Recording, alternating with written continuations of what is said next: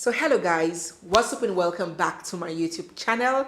It's me, your girl Barrister Neze, and this is Nezeville. So when the news of the painful passing of Osinachi Nwachukwu made it out to the internet, I covered it right here on my channel and I gave a commitment to stay dedicated to providing us with the latest updates regarding all the circumstances surrounding her death. And of course, the pursuit for justice for her. It may not be news to some people that Osinachi has now been laid to rest, finally. And trust me, it was one of the saddest things to watch. A lot of people were in attendance. The atmosphere was so sorrowful. Tears flowed freely from family and friends gathered. It really was heart-wrenching. One of the people who performed at her funeral, of course her twin sister, who sang from the depths of her soul, almost sounding like Osinachi herself. Watch this.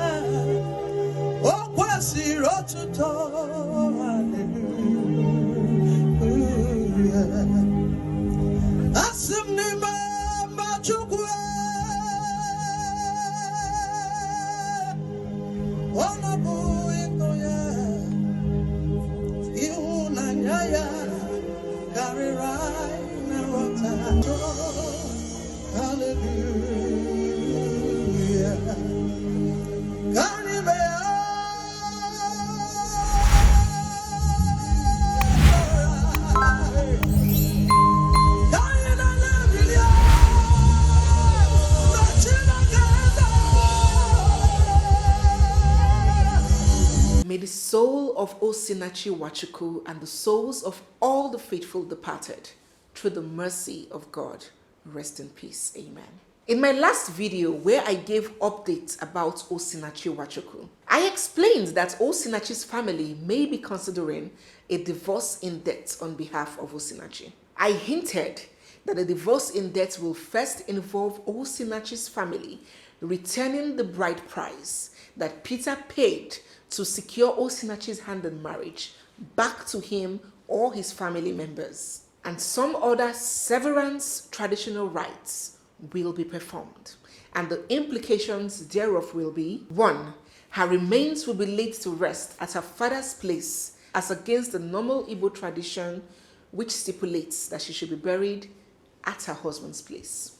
2. Her husband and his family will not be represented at her burial. Matter of factly, they will not be allowed to partake in any of her funeral rites. Number 3, her husband will then lose all his rights to inherit her estate or benefit from whatever she left behind. These are a few amongst other very severe implications that come with such a procedure. So I'm not 100% sure if the divorce in debt eventually happened. But Osinachi is from Abia State, eastern part of Nigeria, and Peter Nwachukwu is from Anambra State. But she was buried in Abia State, right inside her father's compound. Of course, this is alien to the Igbo tradition and just might point to the fact that the divorce in death may have occurred. Peter Nwachukwu, who stands accused of causing his wife's death, has been charged for culpable homicide, punishable by death, and has since been remanded at the Kuje Correctional Facility in Abuja, from where he attends his trial. He, of course, was absent at the burial. Osinachi Nwachukwu, the virtuous woman, laid lifeless in the casket, while her fans, family, and friends drowned in their own tears. This clearly shows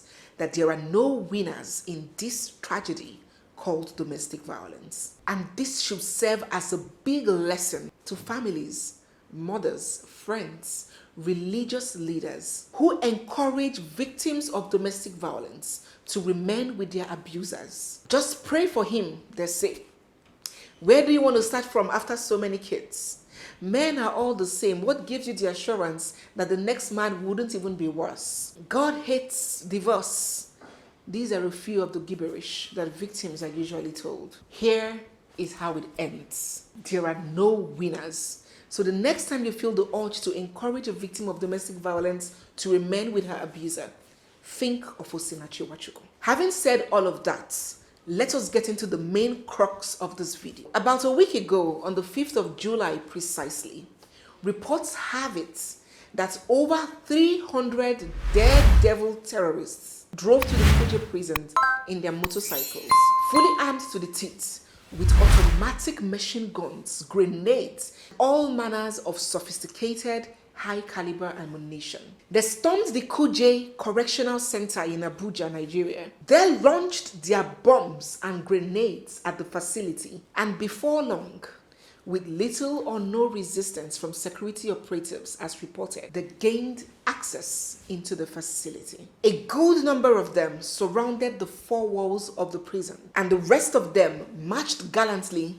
into the arena where convicts and those awaiting trials were kept, and began freeing all of them. Reports have it that this attack was not one coordinated in a single haste. It lasted over 2 hours and they took their time. It was reported that these insurgents even had the laxity of time to preach to the inmates in their local dialects before going ahead to set them loose, and then jetted off, leaving behind human and material losses of an unimaginable magnitude. The prison walls had fallen, vehicles and other assets burnt down to the ground. Scores of inmates, dangerous criminals and potentially dangerous criminals set loose, and sensitive documents were either burnt or catered away. According to the Sun online newspaper, a reliable media source, the soldiers who stand watch the prison facility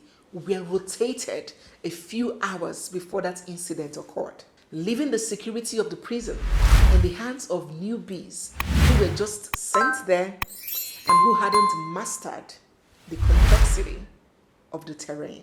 This act, my dear brothers and sisters, has raised plenty of suspicious brows. Another anomaly on that day, as reported by the Sun online newspaper, was despite armored personnel carriers, APCs, and various submachine guns were at the disposal of the security operatives, there was no single attempt to deploy the weapons or machineries to use or to confront the attackers. Now, aside from top Boko Haram commanders that were held in the facility, that prison has also served as a temporal home to a lot of dignitaries and notable personalities. The disgraced police boss and ex-head of the Intelligence Response Team, the IROT, who was held following his ongoing narcotics and evidence tampering charges. He was remanded in Kuje prison. 2. Abdul Rashid Maina, who stood accused of embezzling a whopping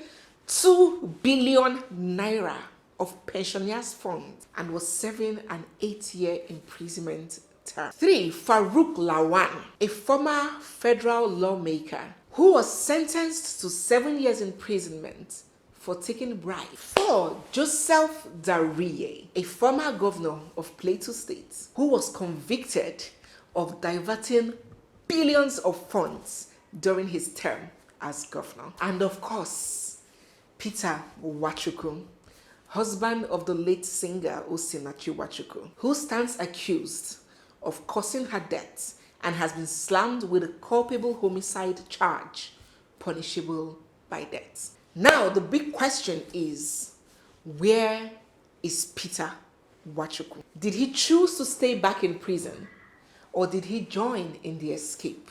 Is he on the run? After this tragic prison break, reports have it that while a greater percentage of the inmates escaped, a few of them chose to stay back. Perhaps those of them that had almost completed serving their jail term and didn't want to risk getting into any trouble with the law by being a fugitive. Now, given the severity of the offense of culpable homicide and the possible punishment that it could attract, which is the death penalty, it makes one wonder if anyone in this position is faced with an opportunity to escape. Will he or she grab it with both hands, or will he or she choose to stay back?